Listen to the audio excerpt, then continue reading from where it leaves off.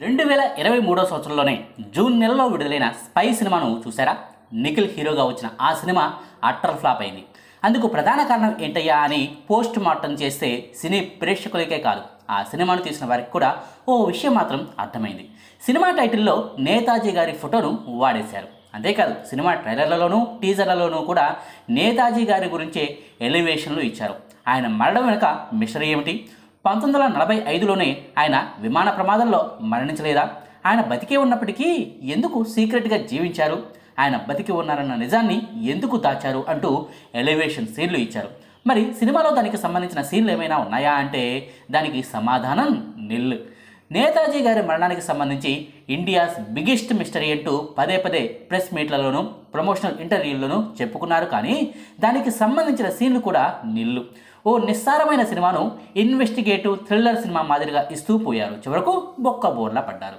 ఆ ఫలితం అన్నది ఈ డెవిల్ సినిమాను తీసిన వారికి కనువిప్పు కలిగించి ఉంటుంది. అందుకే చాలా జాగ్రత్తలు తీసుకున్నారు. వాస్తవానికి డెవిల్ సినిమాలో స్టార్టింగ్ సీన్ నుంచి ఎండింగ్ సీన్ వరకు కూడా నేతాజీ ప్రస్తావన ఉంటుంది.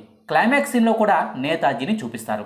నేతాజీ అనుచరుల చుట్టూనే ఈ సినిమా సాగుతూ ఉంటుంది. కానీ ఈ సినిమా ప్రమోషనల్ ఇంటర్వ్యూల్లో ఎక్కడా కూడా నేతాజీ గారి ప్రస్తావనను ఎవ్వరూ తీసుకురాలేదు. ఈ సినిమా టీం కూడా నేతాజీ గారి గురించే ఈ సినిమా అంటూ ఎక్కడా చెప్పుకోలేదు కూడా. టీజర్లలోనూ ట్రైలర్లలోనూ ఎక్కడా కూడా ఆ విషయాన్ని చూపించలేదు. అదే ఈ డెవిల్ సినిమాకు చాలా ప్లస్ అయింది. నేతాజీ గారి గురించిన సినిమా అంటూ ప్రచారం చేసుకుంటే ఓ రేంజ్ అంచనాలతో సినిమా థియేటర్లలోకి ప్రేక్షకులు వెళ్తారు. కానీ అక్కడ ఊహించుకున్న దానికి తగ్గట్టుగా సీన్లు లేకపోతే ఫ్లాప్ టాక్ పడిపోతుంది కదా. అందుకే డెవిల్ సినిమా నిర్మాత ప్లస్ దర్శకుడు అయిన అభిషేక్ నామా ముందు జాగ్రత్త పడ్డారు. సరే, ఈ సినిమా దర్శకుడు ఎవరు అన్న కాంట్రవర్సీని పక్కన పెడితే ఈ సినిమా విషయంలో మాత్రం మేకర్స్ తీసుకున్న జాగ్రత్తలు ఈ సినిమాకు మంచే చేశాయనే చెప్పవచ్చు. ఈ డెవిల్ సినిమా కథ ఏంటయ్యా అంటే ఓ జమీందారు ఇంట్లో ఓ హత్య జరుగుతుంది. జమీందారు గారి కూతురునే ఎవరో చంపేస్తారు. పదుల సంఖ్యలో పనోళ్ళు నిత్యం ఇంట్లోనే ఉంటూ ఉంటారు. కోట లాంటి ఇంట్లో వాళ్ళు నివసిస్తూ ఉంటారు. అయినప్పటికీ ఆ ఇంట్లోకి దూరి జమీందారు గారి కూతురునే హతమార్చిన వ్యక్తి ఎవరు? ఆ సాధారణ మర్డర్ మిస్టరీని ఛేదించడానికి లోకల్ పోలీసులు సరిపోతారు. కానీ బ్రిటిష్ అధికారులు ఏరికోరి మరి ఓ సీక్రెట్ ఏజెంట్ డెవిల్ను రంగంలోకి దించుతారు. ఓ మర్డర్ కేసు ఇన్వెస్టిగేషన్కు బ్రిటిష్ సీక్రెట్ సర్వీసెస్కు సంబంధం ఏమిటి? అసలు ఈ కేసు మన దాకా ఎందుకు వచ్చింది? లోకల్ పోలీసులు సరిపోతారు కదా అని ఇదే డెవిల్ అడిగితే బ్రిటిష్ అధికారులు ఓ షాకింగ్ నిజాన్ని బయటపెడతారు. దీంతో డెవిల్ రంగంలోకి దిగుతాడు. మరి డెవిల్ చివరకు ఏం తేల్చాడు? జమీందారు కూతురిని చంపిందెవరు? అసలు ఆ జమీందారు ఇంట్లో జరిగిన హత్యకు భారత్కు నేతాజీ గారు తిరిగి రావడానికి సంబంధం ఏమిటి? నేతాజీకి కుడిభుజంగా పేరున్న త్రివర్ణ ఎవరు అన్నదే ఈ సినిమా కథ. ఈ సినిమా స్టార్టింగ్ సీన్ నుంచి నేతాజీ గారి గురించి ఇంట్రో ఇస్తూ కథలోకి తీసుకెళ్లిపోతారు. ఫస్ట్ హాఫ్ అంతా జమీందారు ఇంట్లో హత్య, దాన్ని పోలీసులు తెలిసిన విధానం, ఆ తర్వాత డెవిల్ ఎంట్రీ, ఆ ఇంట్లో అమ్మాయితో డెవిల్ ప్రేమాయణం, ఇవన్నీ కూడా కాస్త నిదానంగా సాగుతూ ఉంటాయి. వాస్తవానికి ఇలాంటి ఇన్వెస్టిగేటివ్ థ్రిల్లర్స్కు స్పీడ్ స్క్రీన్ ప్లే ఉండాలి. అయితే ఈ డెవిల్ సినిమాలో మాత్రం విచారణ కాస్త నిదానంగా సాగుతూ ఉంటుంది. కేసు విచారణకు వచ్చిన డెవిల్ తన పని అది మాత్రమే కాదు అన్నట్టుగా బిహేవ్ చేస్తూ ఉంటాడు. ఆ ఇంట్లో అమ్మాయితో ప్రేమాయణాన్ని కావాలనే నడిపించడానికి ప్రయత్నిస్తూ ఉంటాడు. ఈ క్రమంలోనే 1-2 పాటలు కూడా వచ్చేస్తాయి. ఏంట్రా ఇది, ఓ పట్టాన హత్య చేసింది ఎవరు అనేది తేల్చరేంటి అని అనుకుంటూ ఉన్న క్రమంలోనే ఇంటర్వెల్ సీన్ వద్ద ఓ షాకింగ్ ట్విస్ట్ ఇస్తాడు. దీంతో ఇంటర్వెల్ కార్డు పడిపోతుంది. ఫస్ట్ హాఫ్ వరకు చెప్పుకోవాలంటే ఓ 2 పాటలు కథలను స్పీడ్గా నడిపించకుండా ఉండేందుకు అడ్డుపడ్డాయి అనిపిస్తుంది. అసలు పాటలే లేకుండా ఉంటే బాగుండేది అనిపిస్తుంది. అది తప్ప స్లోగా నడిచిన స్క్రీన్ ప్లే తప్ప మైనస్లు అని చెప్పుకోవడానికి ఫస్ట్ హాఫ్లో ఏమీ కూడా లేవు. ఇక సెకండ్ హాఫ్లో కథ రేసు గుర్రలా పరుగులు తీస్తూ ఉంటుంది. అదే క్రమంలో 1-2 ట్విస్టులు కూడా వస్తాయి. అందులో ఓ ట్విస్ట్ అయితే మామూలుగా ఉండదు. కథను మలుపు తిప్పే ట్విస్ట్ అదే. ఫస్ట్ హాఫ్లో జరిగిన స్లో నెరేషన్కు, హీరోయిన్తో హీరోకు ప్రేమాయణం అవసరమా అనుకున్న సీన్లకు సెకండ్ హాఫ్లో వచ్చిన ట్విస్ట్ అనేది క్లారిటీ ఇస్తుంది. ఫస్ట్ హాఫ్లో జరిగిన సీన్లకు సెకండ్ హాఫ్లో లింక్ పెట్టి ఫస్ట్ హాఫ్ పై ఉన్న కంప్లైంట్స్ను తొలగించినట్టయింది. సెకండ్ హాఫ్లో 1-2 యాక్షన్ సీన్లు ఉన్నాయి. బ్రిటిష్ వాళ్ళ కోటలోనే జరిగే యాక్షన్ సీన్ అదిరిపోయే రేంజ్లో ఉంటుంది. ఇక క్లైమాక్స్ ఫైట్ కూడా సూపర్గా ఉంటుంది. మొత్తానికి సెకండ్ హాఫ్ చివరిలో హీరోతో కొన్ని డైలాగ్స్ను చెప్పించి సీక్వెల్ను కూడా తీసేందుకు ఛాన్స్ను వదిలేశారన్నమాట. ఈ సినిమాలో ప్లస్ పాయింట్ల గురించి చెప్పాలంటే హీరో కళ్యాణ్ రామ్ క్యారెక్టరు ఈ సినిమాకు మేజర్ ప్లస్ పాయింట్. హీరో పాత్రలో విభిన్న షేడ్స్ ఉంటాయి. కళ్యాణ్ రామ్ ఆ పాత్రకు చాలా పర్ఫెక్ట్గా సెట్ అయ్యారు. ఇక హీరోయిన్ పాత్రకు కూడా ఈ సినిమాలో మంచి ప్రియారిటీ దక్కింది. వాస్తవానికి ఇటీవల మన తెలుగు హీరోల సినిమాల్లో హీరోయిన్లు పాటలు స్క్రీన్ షోకే పరిమితం అవుతున్నారు. కానీ ఈ డెవిల్ సినిమాలో మాత్రం కథ అంతా హీరోయిన్ చుట్టూనే తిరుగుతుంది. సినిమా స్టార్టింగ్ నుంచి క్లైమాక్స్ సీన్ వరకు హీరోయిన్ పాత్రకు మంచి స్కోప్ దక్కింది. ఇక హీరోయిన్ పాత్ర తర్వాత ఈ సినిమాలో మాళవిక నాయర్కు మంచి సీన్లు పడ్డాయి. ఆమె ఈ సినిమాలో కనిపించింది అక్కడక్కడా కలిపి మహా అయితే ఓ 10 నిమిషాల నిడివే ఉన్నా ఆమె పాత్ర మాత్రం ఈ సినిమాకు భారీ ట్విస్ట్ లాంటిది.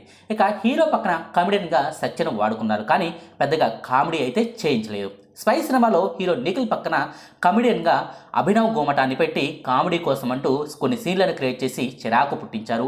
ఆ సినిమాను అటర్ ఫ్లాప్ చేయించారు. ఆ మిస్టేక్ను డెవిల్ సినిమాలో రిపీట్ చేయలేదు. బహుశా సరి చేసుకున్నారనుకుంటా. అందుకే రీషూట్ కూడా జరిగింది. ఈ ఏడాది ఆగస్టులోనే రిలీజ్ కావాల్సిన సినిమా అందుకే డిసెంబర్ వరకు ఆగిందని మనం అర్థం చేసుకోవాల్సి ఉంటుంది. ఇక ఈ సినిమాలో బీజిఎం కూడా చాలా చాలా బాగుంది. ఎమోషనల్ సీన్లు వంటివి ఏమీ లేవు, కానీ ఫైట్ సీక్వెన్స్లు వచ్చినప్పుడు మాత్రం బీజిఎం అదిరిపోయింది. సినిమాను మరో లెవెల్కు తీసుకెళ్ళింది. ఇక మైనస్ల గురించి చెప్పుకోవాలంటే ఈ సినిమాలో 1కి 2-3 పాటలు ఉన్నాయి. ఇలాంటి సినిమాల్లో పాటలు లేకుండా ఉంటేనే మంచిది. కథ ప్రకారం పాటలు రావాలి తప్పదు, కానీ ఆ పాటలే కథకు ఇబ్బందికరంగా మారిన పరిస్థితి కనిపిస్తోంది. హీరో హీరోయిన్ల మధ్య పాటలు వేస్తే తప్ప వారిద్దరూ బలమైన ప్రేమలో ఉన్నారన్న సంగతిని ప్రేక్షకులు అర్థం చేసుకోలేని పరిస్థితిలో ఉన్నారా? సో పాటలు కాకుండా దానికి తగ్గట్టుగా బలమైన సీన్లు కనుక రాసుకుని ఉంటే మైనస్గా మారేదే కాదు. ఇక రెండో మైనస్ ఏంటయ్యా అంటే ఒకే పాయింట్ను పట్టుకొని చివరి వరకు లాక్కు రావటం. వాస్తవానికి ఈ సినిమా కథ బాగుంది. నేతాజీ ఇండియాకు వస్తున్నారు, ఆయన పట్టుకొని చంపాలి అనేది బ్రిటిష్ అధికారుల ప్లాన్. ఆ కథలోకి సీక్రెట్ ఏజెంట్ను తీసుకొచ్చి ఓ హత్య కేసును అప్పగించి ప్లాన్ ఏ అంటూ ప్లాన్ బి అంటూ ప్రేక్షకులకు అర్థం కాని భాషలో మాట్లాడుతూ చివరకు అర్థమైందా లేదా అంటూ హీరోయే కొన్ని సీన్లలో అసలేం జరిగింది అన్నది క్లారిటీని ఇస్తూ తీసుకురావాల్సిన పరిస్థితి ఉంది. కథగా చెప్పుకోవాలంటే 2 గంటల సినిమా కాదు ఇది. అనవసర సీన్లు ఈ సినిమాలో కొన్ని ఉన్నాయి. ఉదాహరణకు క్లైమాక్స్లో ఓ ముఖ్యమైన వ్యక్తిని వెతుక్కుంటూ హీరో వెళ్తాడు. చెట్టు కింద ఉండి గంజాయిని కొడుతున్న అతని భుజం మీద చేయి వేసి మరీ హీరో పిలుస్తాడు. కానీ కట్ చేస్తే ఆ వ్యక్తి వెంటనే రైల్వే స్టేషన్లోకి పరిగెత్తుకుంటూ వెళ్ళడం, అతనిని చేజ్ చేస్తూ హీరో వెనకే రావడం, ఈ క్రమంలోనే ఓ 5 నిమిషాల చేజింగ్ సీన్ జరగడం అంతా నడుస్తూ ఉంటుంది. ఈ 5 నిమిషాల చేజింగ్ సీన్ అంతా వేస్టే కదా. భుజంపై చేయి వేసి పిలిచేంత దగ్గరగా ఉన్న వ్యక్తి, పైగా మత్తులో ఉన్న వ్యక్తి అంత దూరం అలా ఎలా పరుగులు తీయగలడు? సో ఇలా వేస్ట్ అనిపించే సీన్లు, సాగదీసే సీన్లు కొన్ని అక్కడక్కడ ఉన్నాయి. బహుశా సినిమా నిడివి మరీ తక్కువగా ఉందని దీన్ని పెంచడానికి ఇలా సీన్లను క్రియేట్ చేసుకున్నారా అని అనిపిస్తుంది. ఇక మరో మైనస్ ఏంటయ్యా అంటే సినిమా అంతా నేతాజీ గారి గురించే ప్రస్తావన ఉంటుంది. ఈ సినిమాలో ఒక్కసారి అయినా నేతాజీ గారిని చూపించి ఉంటే బాగుండేది అనిపించింది. ఆయన రియల్ సీన్లోనూ అయినా ఈ సినిమాలో సందర్భానికి తగినట్టుగా వాడుకుని ఉంటే బాగుండేది అనిపించింది. కానీ అలాంటిది ఏమీ ఈ సినిమాలో జరగలేదు.